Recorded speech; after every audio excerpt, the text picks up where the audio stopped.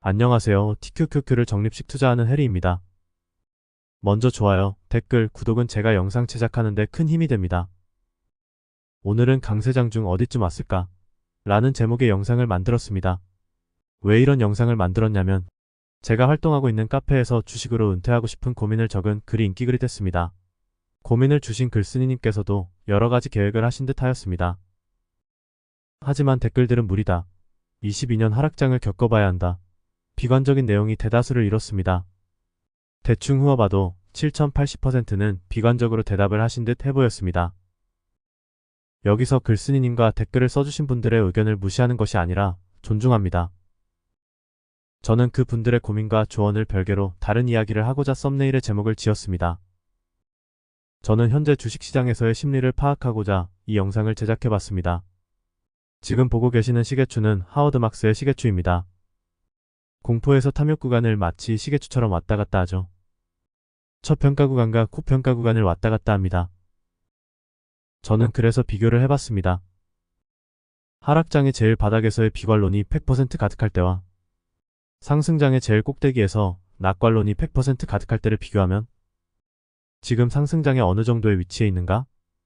과연 우리는 강세장 어디쯤 왔을까? 고민을 해봤습니다. 우선 그 답에 대한 제 생각을 말씀드리기 전에 매우 중요한 내용인 하워드 막스의 책 마켓 사이클의 법칙 3페이지를 읽어드리겠습니다. 책을 카메라로 찍어서 올려드리고 싶었지만 화질이 좋지 않아 읽어드리겠습니다. 화면을 잠깐 멈춘 후에 읽으셔도 됩니다. 2008년 금융위기 때 있었던 일입니다. 나는 추가 자본을 넣으라고 제안하기 위해 펀드 투자자인 연금기금에 갔다. 내가 제시한 수익률은 매력적이었고 그들도 그 사실을 인정했지만 연금기금은 채권이 부도날 가능성을 걱정했다. 대화는 이렇게 진행됐다. 연금기금 채무 불이행으로 투자가 실패할 가능성은 어떻게 되나요? 하워드 막스 지난 26년간 이 펀드가 보유하는 것과 같은 채권보다 자본 구성에서 하위인 하이힐드 채권의 평균 부도율은 연간 약 1%였습니다. 따라서 우리의 역사적 부도율은 펀드가 약속한 20%대의 수익률을 거의 약화시키지 않을 것입니다. 연금기금 하지만 그보다 상황이 더 나쁘면 어쩌죠? 하워드 막스 지금까지 우리가 겪은 최악의 5년 동안 부도율은 연간 평균 3%였습니다. 우리가 말하고 있는 수익률에는 분명 문제가 없습니다. 연금기금 하지만 그보다 상황이 더 나쁘면 어쩌죠? 하워드 막스 하이힐드 채권 유니버스의 평균 부도율은 채권 선택을 통해 부도를 피할 수 있다는 가정을 전혀 하지 않고도 연간 4.2%였습니다. 2%에서 3%의 대손 예상액이 발생한다고 해서 이번 투자 결과를 크게 위태롭게 하지는 않을 것입니다. 연금기금 하지만 그보다 상황이 더 나쁘면 어쩌죠? 하워드 막스 채권 유니버스 역사상 최악의 5년에서 부도율은 평균 7.3%였습니다. 여전히 문제가 안 되지요. 연금기금 하지만 그보다 상황이 더 나쁘면 어쩌죠? 하워드 막스 채권 역사상 최악의 한 해의 부도율은 12.8%였어요. 그래도 여전히 수익률이 많이 남죠. 연금기금 하지만 그보다 상황이 더 나쁘면 어쩌죠? 하워드 막스 역사상 최악이었던 한 해 부도율의 1.5배는 19%이고 포트폴리오 수익률이 20%대인 것을 감안하면 여전히 약간이라도 돈을 벌 것입니다.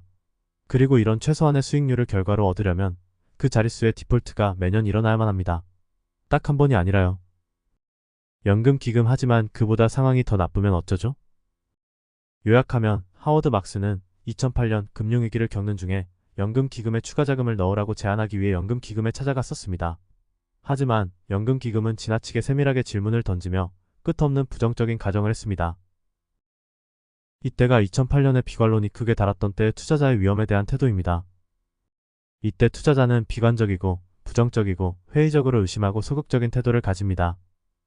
하지만 시계추는 좌우로 주기적으로 반복합니다. 자, 이제 그럼 돌아와서 다시 질문을 생각해 보겠습니다.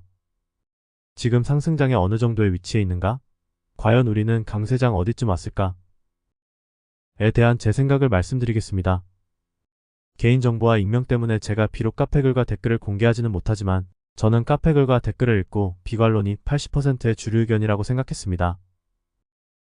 제가 감히 추측해보자면 대략 상승장의 20%에서 30%쯤 왔다는 것을 추측해볼 수 있었습니다. 아직 대다수가 22년 하락장에서 3배 레버리지의 상처를 겪으시고 그 아픔이 가시지 않은 것을 알 수 있었습니다.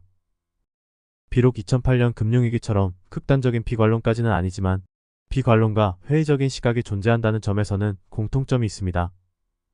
이 상처가 모두 치유가 되고 모두가 낙관론이 되어 100% 상승한다는 믿음이 강렬할 때, 그때가 주식시장의 꼭대기 그 어딘가 란 것을 알 수 있습니다. 저는 그때 설령 저의 경제적 자유를 위한 금액이 얼마가 됐든 분할 매도를 하여 시장을 조용히 나올 생각입니다. 하지만 투자 심리는 순식간에 변하기도 합니다. 계속 관찰하면서 저의 생각을 공유하며 투자에 도움이 되셨으면 좋겠습니다. 감사합니다. 지금까지 TQQQ의 적립식 투자하는 해리였습니다.